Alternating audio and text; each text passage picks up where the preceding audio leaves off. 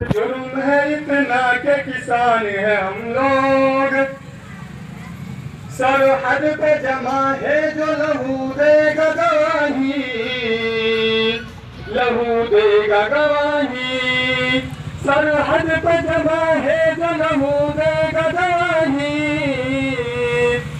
हम सच्चे हैं किसान तुम झूठे सिपाही, हम सच्चे हैं किसान तुम झूठे सिपाही। तो आने वाले मिस्र में मैं एक शख्स से ये गुजारिश करूंगा कि आप मेरे हौसला अफजाई करें। लाए थे जो आजादी, लाए थे जो आजादी का तूफान हम ही थे, तूफान हम ही थे। लाए थे जो आजादी का तूफान हम ही थे। हर दौर में भारत के निगहबान हम ही थे। तो मोदी क्या जाने भारत की हिफाजत क्या होती है, अमित शाह क्या जाने भारत की हिफाजत क्या होती है। ना तो उनकी औलाद शहीद हुई, ना वो खुद शहीद हुआ। मैंने तो सुना है कि जो हमारे पीएम बन चुके हैं वो 10वीं फेल है। उसको क्या पता कि भारत बचाने का दर्द क्या होता है। लाए थे जो आजादी का तूफान हमें थे, तूफान हमें थे। लाए थे जो आजादी का तूफान हमें थे। हर दौर में भारत के निगहबान हमें थे। बाबा ने इस देश को संविधान दिया है, संविधान दिया है।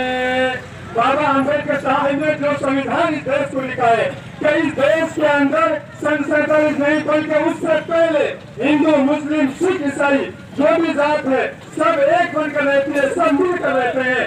आज तो बीजेपी के दल्ले और बीजेपी सरकार ये कहती है कि मुसलमान जो है ये कातिल है, ये लोगों का खून बहाते हैं। मैं उस सरकार से ये कहना चाहता हूँ कि जिस धर्म के अंदर वजू करते वक्त फालतू पानी बहाना इजाजत नहीं देता, वो बेगुनाह खून बहाने की इजाजत कैसे दे देगा। जो धर्म वजू करते वक्त फालतू पानी बहाने इजाजत नहीं देता, वो धर्म किसी इंसान को कत्ल करने की इजाजत कैसे दे देगा। तो मैं इस बीजेपी सरकार से ये कहना चाहता हूँ। आगे मिस्टर सुने। बाबा ने इस देश को संविधान दिया है, संविधान दिया है। बाबा ने इस देश को संविधान दिया है। टीपू ने लहू दे के इसे लाल किया है। अंग्रेजों से आजादी से इंसान हम ही थे, इंसान हम ही थे। अंग्रेजों से आजादी से इंसान हम ही थे। अशफाक हमीदो नजीर खां हमी थे, अशफाक हमीदो नजीर खां हमी थे।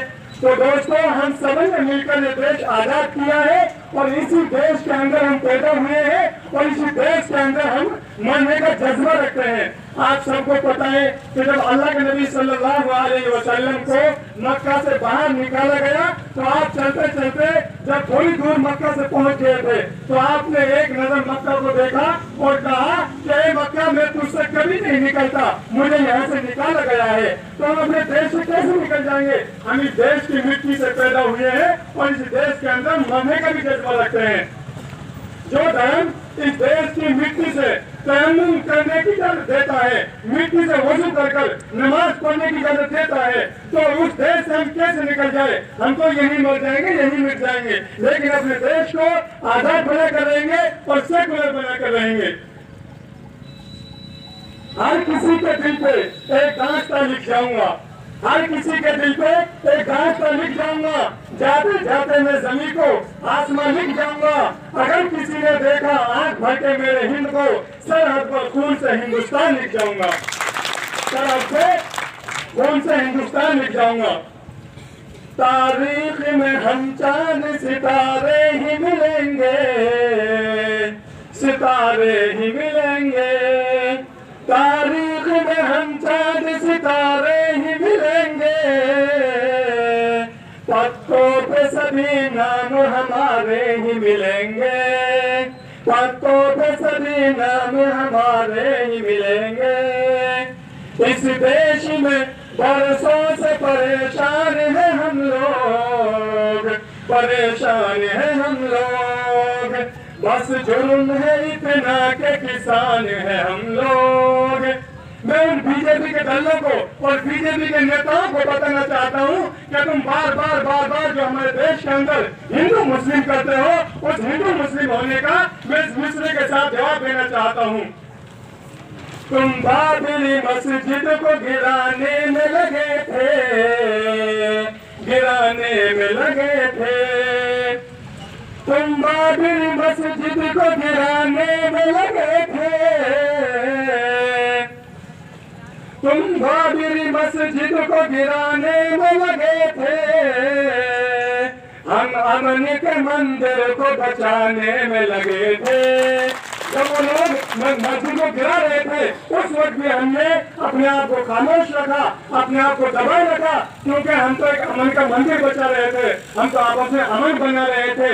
दिल की खामोशी मत देख यार, दिल की खामोशी मत देख यार, क्योंकि राख के नीचे अक्सर आग दबी होती है। हम तो इसलिए चुप थे कि हम तो अमन के मंदिर बना रहे थे और ये लोग बाबरी मस्जिद को डाल रहे थे।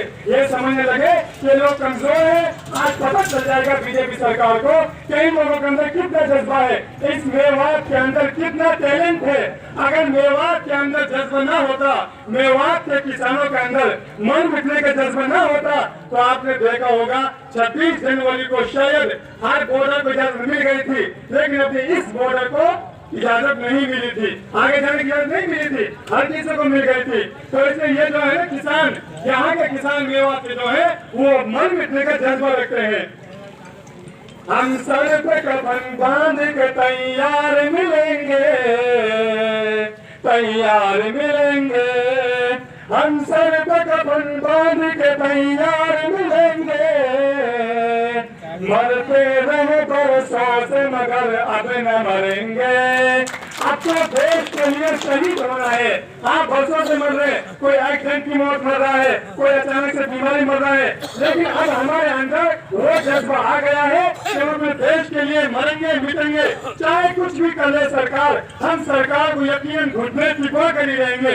बीजेपी सरकार, बीजेपी सरकार, सारे जोर से बोलो कि बीजेपी सरकार, बीजेपी सरकार मुर्दाबाद मोदी तेरी नहीं चलेगी, बीजेपी सरकार मुर्दाबाद नहीं चलेगी। यहाँ से आगे अगर हम मिलकर सारे हिंदू मुस्लिम सिख ईसाई मेवात के अगर मिलकर हम किसान आंदोलन में चलते रहेंगे तो यकीन जमीन आपके लिए शेर पर आता है, हौसले बुलंद तो मंजिल भी आएगा, है हौसले बुलंद तो मंजिल भी आएगा। प्यासे के पास चलकर खुद समुंदर भी आएगा। अच्छा, एक मिसाल आपके सामने, अगर अच्छा लगे तो आप मेरा हौसला अफजाई करें, फिर उसके बाद मैं आपसे रुखसत हो जाऊंगा।